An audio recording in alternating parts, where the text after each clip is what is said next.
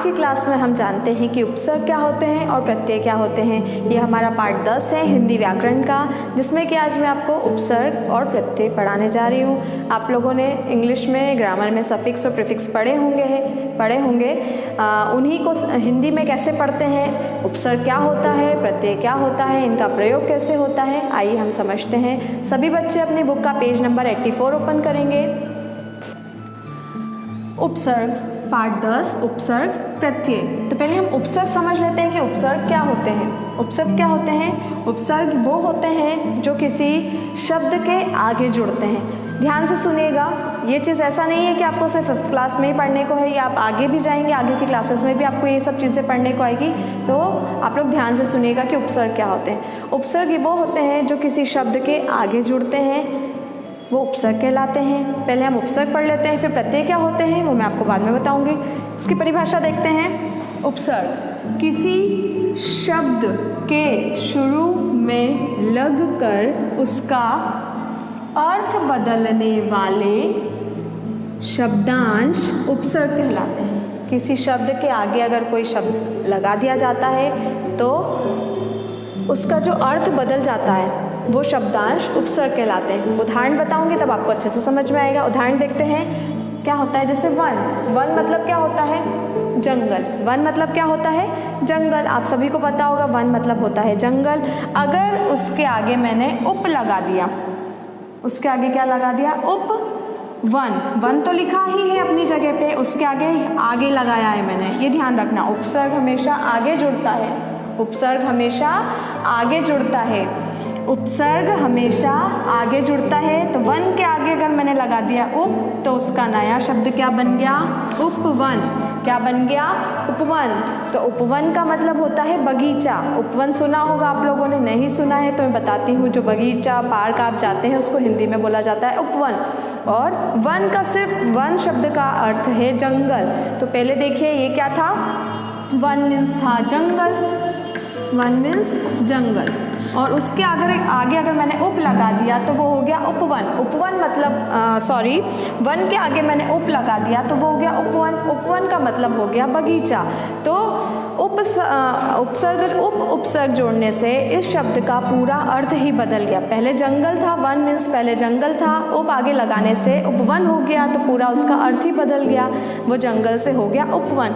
ऐसे ही शांति, आप सभी ने शांति वर्ड सुना होगा। शांति के आगे अगर हम अ लगा देते हैं, अ क्या कहलाएगा इसमें? उपसर्ग। अ क्या हो गया? उपसर्ग, क्योंकि आगे जुड़ा है। आगे जो भी जुड़ता जाएगा वो सब होगा उपसर्ग। तो शांति के पहले मैंने अ लगा दिया तो उसका पूरा ही अर्थ बदल गया। शांति से क्या हो गया? अशांति। जस्ट अपोजिट वर्ड हो गया।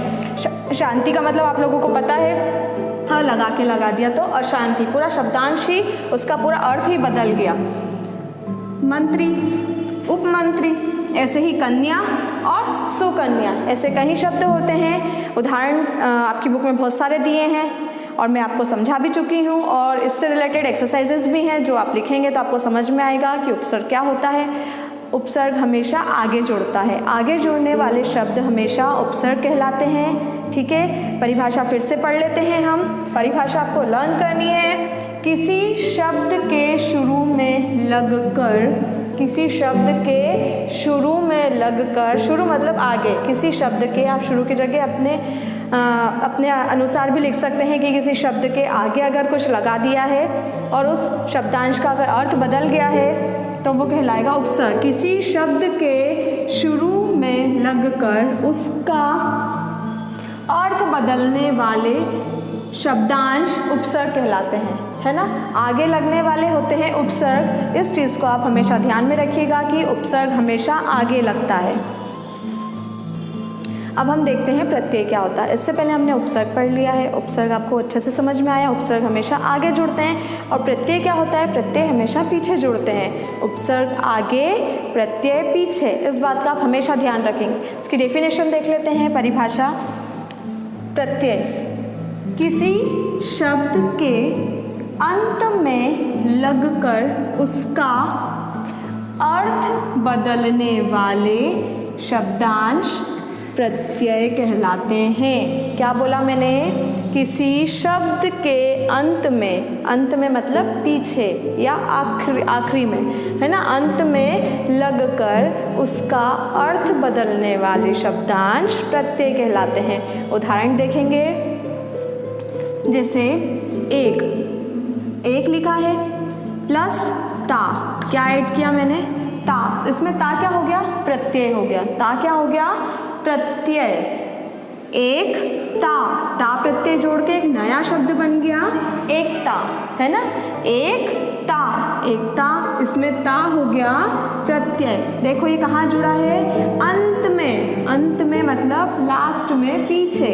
इसी तरह से कथा आप समझते हैं, कथाकार, ठीक है, कथाकार, कथा मतलब कहानी हम सब समझते हैं, और कथा के पीछे कौन सा प्रत्यय जुड़ा है, कार, तो इसके पीछे कार लगा देने से कथाकार एक नया शब्द बन गया है, जो कि कथाकार क्या होता है, कहानी सुनाने वाला, कथा सुनाने वाला, ठीक है। इसी तरह से धन मतलब आप सभी समझते हैं, उसके पीछे मैंने क्या प्रत्यय लगाया है, वान, तो क्या नया शब्द बना, धनवान, मतलब जिसके पास बहुत सारा पैसा होता है वो हो गया धनवान।